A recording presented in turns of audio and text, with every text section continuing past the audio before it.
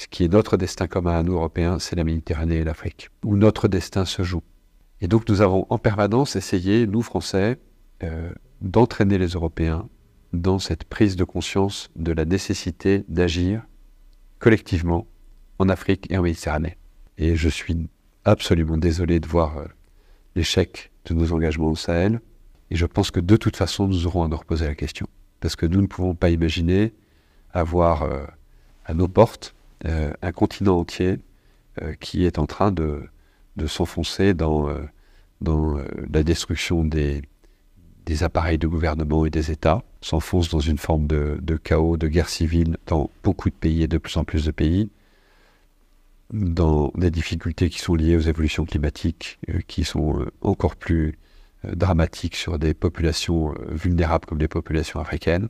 En plus, un continent qui va connaître une explosion démographique comme aucun continent n'en a jamais connu. Et donc imaginez que ça se passe là, dans les 10-20 ans qui viennent, et que ça n'aura pas de conséquences sur l'Europe, parce que nous vivons dans une sorte de bulle protégée par je ne sais quoi d'ailleurs, c'est tout simplement inconscient. Et donc je pense que cet intérêt commun-là devrait un jour faire que l'Europe se décidera à agir comme une entité politique qui ira défendre elle-même ses intérêts, y compris par le moyen de l'engagement de ses armées. Le retrait du Sahel fut difficile à accepter pour tous ceux qui y ont été engagés. Je suis le premier à avoir beaucoup de mal à avaler ça. C'est un échec français et européen et africain qui procède principalement de ce que nous n'avons pas compris que l'action devait être une action globale.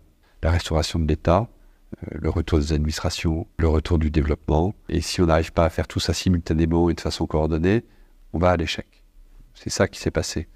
Ce que j'ai du mal à avaler, c'est quand on me dit que c'est l'échec d'une opération militaire. La réalité, c'est que ce n'est pas l'échec d'une opération militaire. L'opération militaire était une dimension.